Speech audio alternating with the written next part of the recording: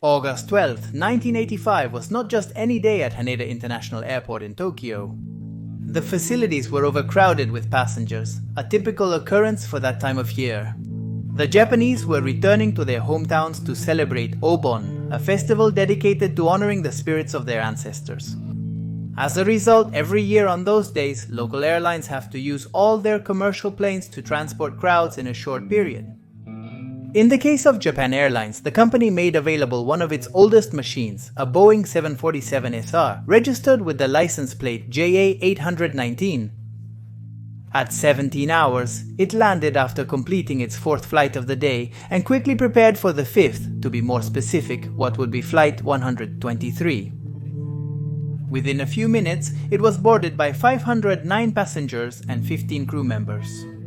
Most of them were Japanese, but there were also citizens from countries such as the United States, South Korea, Germany, Peru, and France.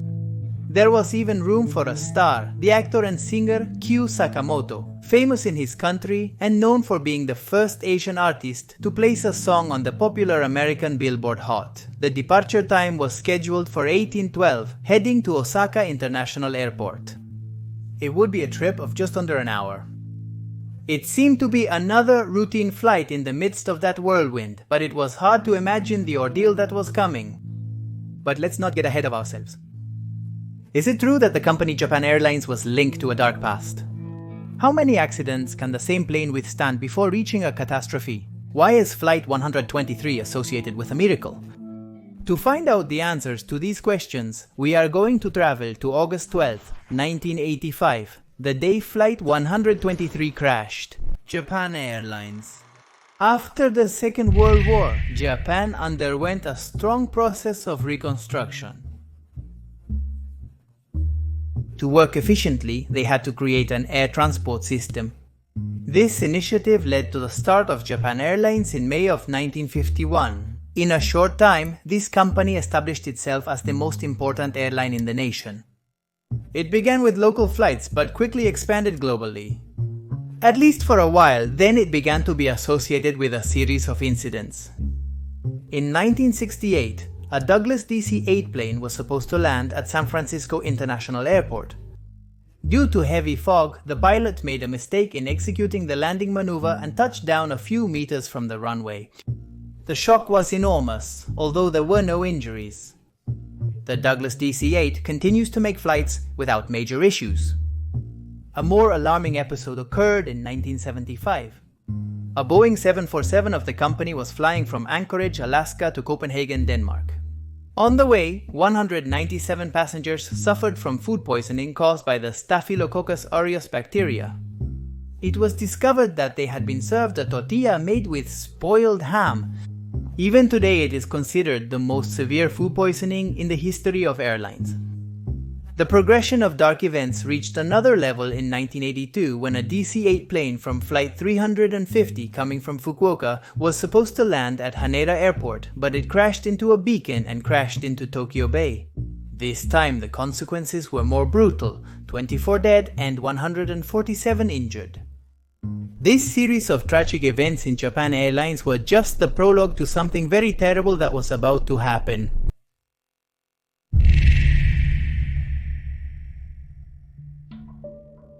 In the early 70s, as the Japanese air system was oversaturated with Boeing 747 planes, Seven developed the Boeing 747 Senior. Unlike the classic 747, this one has a stronger fuselage and a more resistant landing gear, capable of withstanding a significant amount of takeoffs, landings, and pressurization cycles.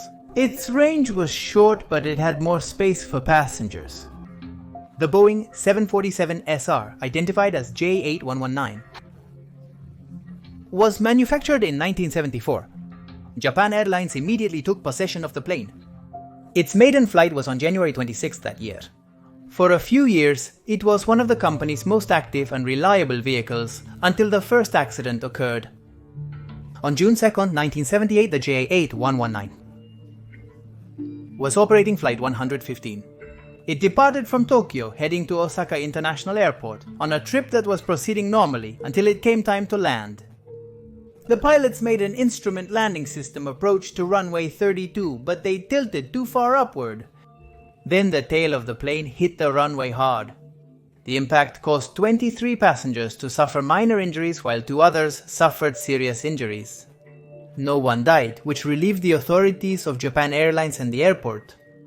However, the accident brought other consequences on the Boeing 747 Senior. Severe damages were recorded on the rear fuselage lining, which opened the rear pressure bulkhead and the horizontal stabilizer control system. The plane was out of service for a long time and had to be moved to a repair center. Japan Airlines did not have the experience to exclusively handle the repairs, so they hired Boeing technicians who were working in Tokyo. They discovered that the brakes were more delicate than they had imagined, especially the one in the aft pressure bulkhead, which separated the pressurized passenger cabin from the unpressurized space inside the tail. After much work on the aircraft, the technicians completed their task, or so the company executives thought. Soon, the Boeing 747SR was operating again. For several years, no problems were reported, and the unexpected collision was becoming a thing of the past. But the worst nightmare was about to unfold, and that's how our story goes back to the beginning.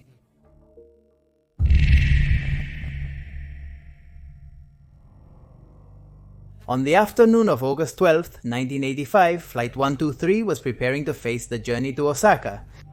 The Boeing 747SR couldn't be in more reliable hands. The designated captain was 49-year-old veteran Masami Takahama, who had over 12,400 flight hours.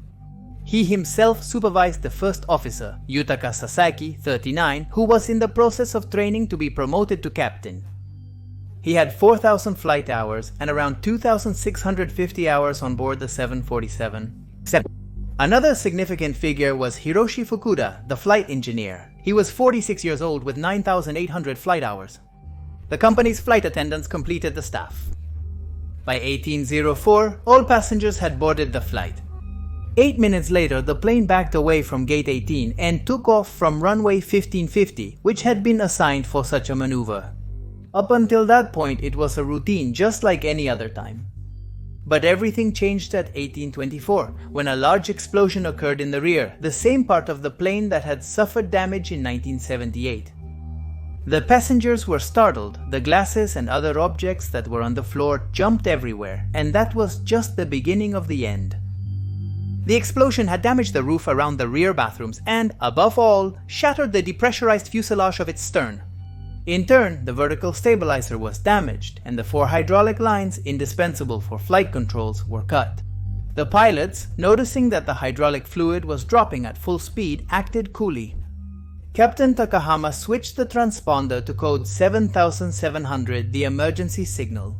He then contacted the Tokyo Area Control Center to request a return to Haneda. The controller authorized them to turn right with a heading of 090 to the east. Back to Oshima, Takahama flew west, so that the airport was behind the plane to make the turn back once they reached the north. Although he was executing the emergency protocol, Fukuda confirmed that the hydraulic pressure was running out, so he could not maintain the correct tilt angle. Suddenly, the Boeing 747SR stopped responding to the left control wheel turn. Takahama ordered Sasaki to reduce the tilt, but there was no result. None of the pilots had control over the aircraft. The autopilot was activated but stopped working right away. They were flying at 20,000 feet heading north. That was not the only problem. The explosion had caused a decompression inside, so they began to lose oxygen. The passengers had to put on the masks, which were hanging from their seats. Fukuda asked Takahama and Sasaki to also use them, but they didn't. Shortly after, they began to experience symptoms of hypoxia, in other words, the decrease in oxygen that the blood supplies to the body. Now, they couldn't even think coherently. This was demonstrated when the Area Control Center managed to communicate with them and asked if they were able to descend. As Takahama confirmed that they were, they suggested diverting to Nagoya Airport, located 133 kilometers away, but the captain rejected it as he preferred to land in Haneda. Nevertheless, he confessed that he and his colleague lacked control over the aircraft. The captain's condition was so concerning that, mistakenly, he referred to the flight as number 124. The tension was rising, and shortly after 1830, the plane suffered the consequences of the loss of the vertical stabilizer and the rudder. It began to show signs of what is called Dutch roll in aviation jargon. This occurs when a plane lacking lateral stabilization shifts side to side. A 12-second cycle was generated, turning 50 degrees right and left. The passengers were terrified. Of the main people in charge of Flight 123, Fukuda was still somewhat more lucid. He lowered the landing gear, reducing the incessant pitching movements but sacrificing lateral stability. Despite the symptoms of hypoxia, the pilots turned to other fundamental parts of the plane that remained intact, and they could control. They tried some maneuvers until finally the differential thrust of the engines allowed them to turn to the right, heading to Haneda. The relief didn't last long, as they were unable to stop the turn and a 360-degree descending loop began. Plainly and simply, the plane entered a strong and unstoppable fall. Thanks to the dense air, the pilots regained oxygen and were able to speak with the control center. However, returning to the airport was no longer possible. Takahama admitted that the last attempts had been futile and soon said they were turning towards the mountains. They tried turning to the right, but nothing went as they hoped, and the plane took the opposite direction, directly towards the most dangerous peaks. The challenges piled up one on top of the other, but no one gave up inside the cockpit. Flight 123 began an ascent sufficient to clear some mountain peaks. The pilots regained an altitude of 8,000 feet and fought until the end. Takahama continued ordering his colleague to perform maneuvers. When the engines became unreliable, they tried with the flaps, devices designed to allow planes to fly at low speed safely. However, this was not enough. The terror and confusion spread to the passengers. Despite the terrible conditions of the plane, many wrote farewell letters to their loved ones. By 1840, Flight 123 was still heading towards the mountains. The pilot's last attempts with screams and orders would be recorded in the black box. The following phrase was also recorded. "This is the end." With just a few minutes to 19, Japan Airlines Flight 123 crashed near Mount Takamagahara and exploded. The accident was already a reality, but its true extent was yet to be discovered.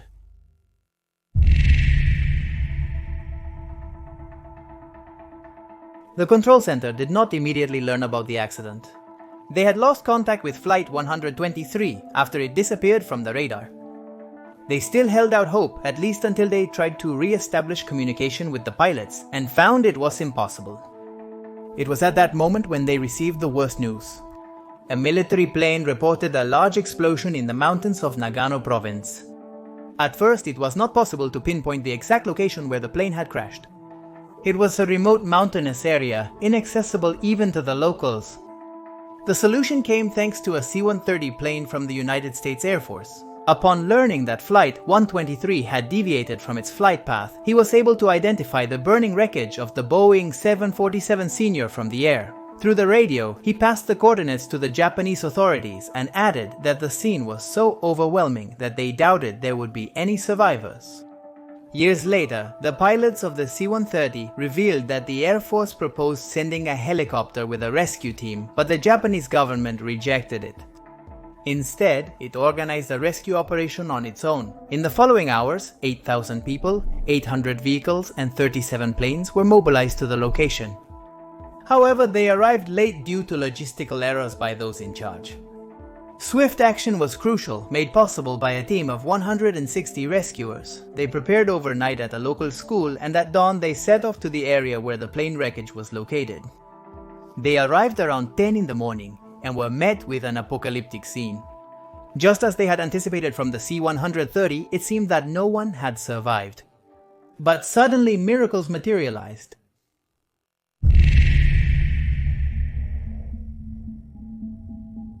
Without losing hope, the rescue team inspected the tail section of the plane. It seemed like there would be no luck either until someone distinguished a movement.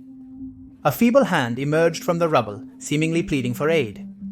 They rushed over and rescued a seriously injured but alive woman. Her name was Yumi Ochiai, and she had traveled as an off-duty flight attendant. Later on, once recovered, she provided her perspective on the tragedy. She described how the passenger cabin filled with white smoke and dust after a loud noise and how she helped calm the passengers. She also said that the plane fell brutally and she felt 2 or 3 violent jolts. She also added that after the collision she heard countless screams from survivors and even the noise of a helicopter that didn't stop. As the hours passed, the sounds faded away and there was only silence. Not only had she survived the crash, but also the 16 hours it took for the rescue. This suggested that more lives could have been saved if more rescuers had arrived sooner. Ochiai's was not the only miracle of that day. Rescuers found a girl hanging from a tree. Her condition was dire, but she was conscious. It was Keiko Kawakami, 12 years old, the only survivor of her family. Emboldened, the rescuers continued searching around the last seats and luck was with them. In what was left of row 54, they found Hiroko Yoshizaki, 34 years old, and her 8-year-old daughter Mikoko. The girl was seriously injured, but she was treated in time by the doctors and managed to recover. Those 4 women were the only fortunate ones from a tragedy that left 520 dead. They were able to save themselves by traveling in row 54, which reaffirmed the old rule of air accidents. The seats at the back are the safest. Beyond miracles, the horror was unavoidable and had its consequences. The crash of Japan Airlines Flight 123 shocked the world and led to an exhaustive investigation to discover why it had happened. The results were published by the Aircraft Accident Investigation Commission. As it turns out, the previous accident in 1978 and the poor repair of the damaged bulkhead were key. It was necessary to place 2 plates with double rows of rivets, however only one was used with double rows, in addition to a second plate with a row of simple rivets. As the new parts had been joined improperly, cracks occurred that widened over the course of the flights. This caused damage to the rear part that affected the operation of everything else. And there was a hidden fact. After the repair, it was estimated that it could make 10,000 more takeoffs. Flight 123 had been number 13,320. The discovery of the irregularities in Flight 747 SR could not be ignored by those responsible. Japan Airlines and Boeing were in the public and press spotlight. In September, an officer responsible for coordinating airplane maintenance at Haneda Airport died by suicide. The tragedy had hit the Japanese and global aviation industry hard. It forced improvements in flight conditions and technical assistance, but even that didn't prevent more incidents from happening.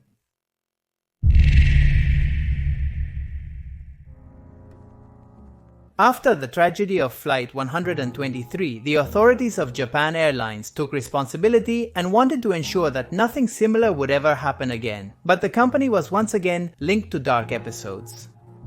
In 2001, a Boeing 747 and a McDonnell Douglas DC-10 nearly collided mid-flight. The disaster was avoided thanks to the pilots of the 747, who had to descend abruptly. 100 injuries were reported with no fatalities. Another incident occurred in January of 2024 and took place at Haneda Airport. Now, an Airbus A350 was hit by a de Havilland Canada dash from the Japanese Coast Guard while it was landing.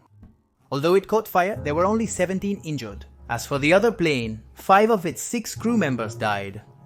This case evoked the worst memories of 1985, but the media didn't blame Japan Airlines. In fact, they praised how they had learned from their past mistakes to become a safe company. Almost 40 years later, Japan Airlines Flight 123 is still a topic of conversation and its shadow still lingers. It was simply a tragedy that exposed the shortcomings of a renowned company and professionals who did not live up to their status. It also revealed the pride of the Japanese authorities who did not know how to act with expertise in extreme situations. All issues that make so much time later, many still feel a chill when it comes to boarding a flight.